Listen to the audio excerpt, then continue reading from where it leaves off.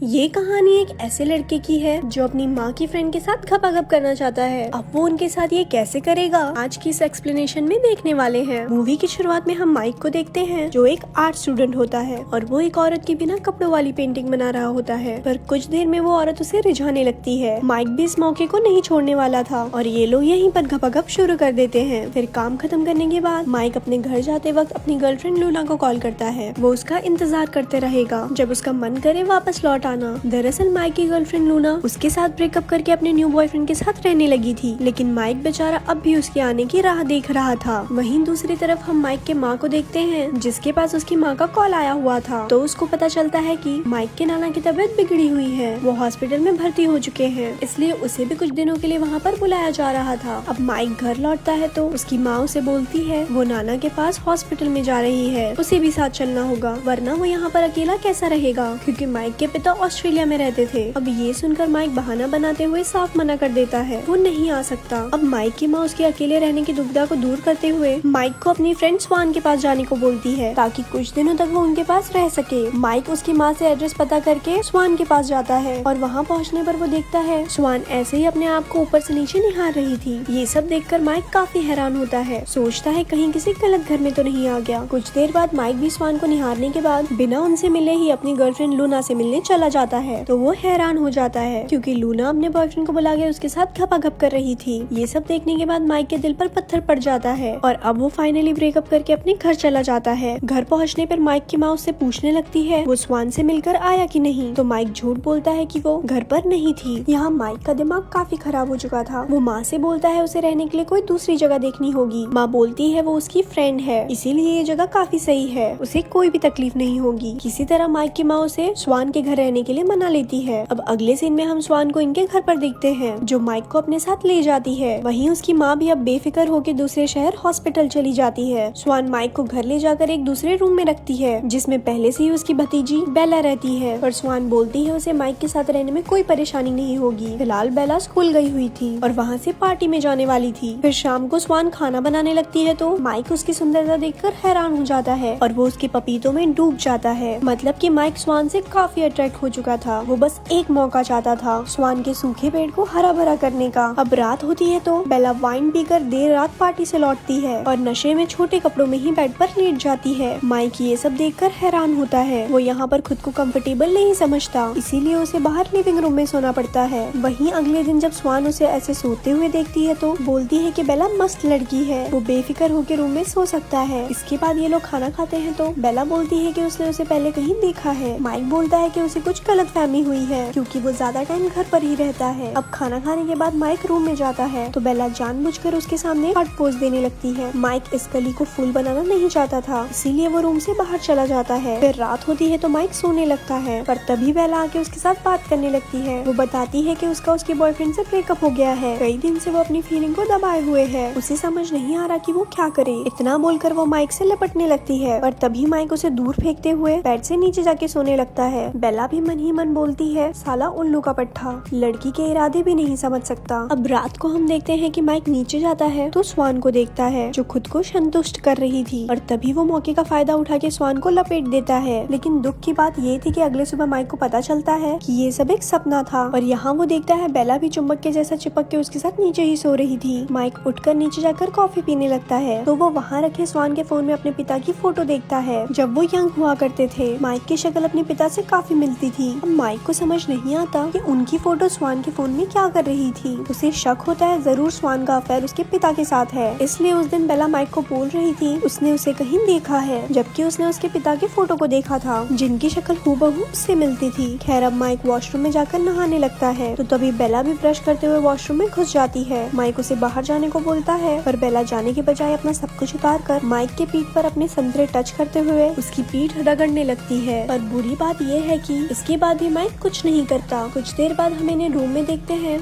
जहाँ बेला बोलती है उसे पता है वो सुंदर नहीं है, इसलिए वो उसके पास नहीं आता। ऊपर से उसके बॉयफ्रेंड ने भी उससे ब्रेकअप कर लिया। यहाँ बेला उसे इमोशनली ब्लैकमेल करती है तो बेचारा सख्त लौंडा पिघल जाता है। इसके बाद ये दोनों बिस्तर गर्म करते हैं। जब काम खत्म होने पर बेला रूम से बाहर चली जाती है तो माइक यहीं पर अपने पिता की पेंटिंग देखता है जो स्वान ने बनाई हुई थी। फोन में फोटो के बाद अब ये पेंटिंग मिलना माइक को रास नहीं आता। वो काफी उदास हो जाता है, अपनी माँ के बारे में सोच कर कि कैसे उसकी माँ की फ्रेंड और उसके पिता मिलकर उसे धोखा दे रहे हैं। इसके बाद हम इन लोगों को डिनर करते हुए देखते हैं और यहाँ पर बेला माइक को छेड़कर मस्ती करने लगती है, पर माइक उदास होने की वजह से कोई रिस्पॉन्स नहीं करता, तो बेला अपने रूम में चली जाती है। अब यहाँ माइक स्वान से बात करता है, पूछता है कितने सालों से वो उसके पिता के साथ अफेयर कर रही है। स्वान हैरान होती है ये सब माइक को कैसे पता चला। अब वो यहाँ ज्यादा कुछ नहीं बता रही थी, तो माइक गुस्सा होकर ये घर छोड़ के जाने के लिए अपना सामान पैक करने लगता है। तो स्वान बोलती है उनके अफेयर को एक्सपायर हुए जमाना हो गया, फिलहाल वो एक दूसरे से दूर रहते हैं। यहाँ माइक बोलता है वो अपनी माँ के पास जाकर सब कुछ बता देगा। ये सुनकर स्वान बोलती है वो ऐसा ना करे, उसकी माँ टूट जाएगी। इस बात को छुपाने के लिए वो कुछ भी करने को तैयार है। अब इतना सुनकर माइक मौके का फायदा उठाकर स्वान के साथ गपागप कर लेता है और कई दिन तक ये सब चलते रहता है। एक दिन बेला स्कूल से आकर टीवी देखने लगती है, तो वहाँ माइक और स्वान किचन में ही शुरू हो जाते हैं। स्वान उसी किचन में ही मजे देने लगती है। इसके बाद माइक में काफी हिम्मत आने के साथ वो एक प्ले बॉय टाइप का लड़का बन जाता है। अगले दिन वो अपनी एक्स लूना के बॉयफ्रेंड की गाड़ी उसके ही घर के बाहर से उठवा देता है। बॉयफ्रेंड को गाड़ी नहीं दिखाई देती तो वो पता करने के लिए जाता है। तो इसी मौके का फायदा उठाकर माइक लूना के पास पहुंचकर उसे अपनी बातों से इम्प्रेस करता है और उसके साथ भी गपागप करता है। कुछ दिन बाद ये लोग टीवी देख रहे होते हैं, तो तभी माइक के माँ का कॉल आता है। वो अगले दिन वापस आ रही होती है, तो आज रात एक आखिरी बार माइक और स्वान गपागप करते हैं। इसी रात स्वान माइक के पिता की पेंटिंग जलाकर फाइनली उन्हें अपने दिल से निकाल देती है। फिर अगले दिन माइक की माँ आती है, जो उसके बेटे को यहाँ रखने के लिए थैंक्स बोलती है। इसके बाद माइक अपनी माँ के साथ यहाँ से चला जाता है और स्वान हाथ हिलाते हुए उसे बाय करती है। माइक जाते हुए सोच रहा था कि सब उसके लिए एक सपने जैसा था, लेकिन इस प्यारे से सपने के बारे में वो किसी को बता नहीं सकता था। बस इस तरह ये मूवी यहीं खत्म हो जाती है। ऐसे ही और स्टोरी सुनने के लिए हमारे पेज को लाइक करें। धन्यवाद।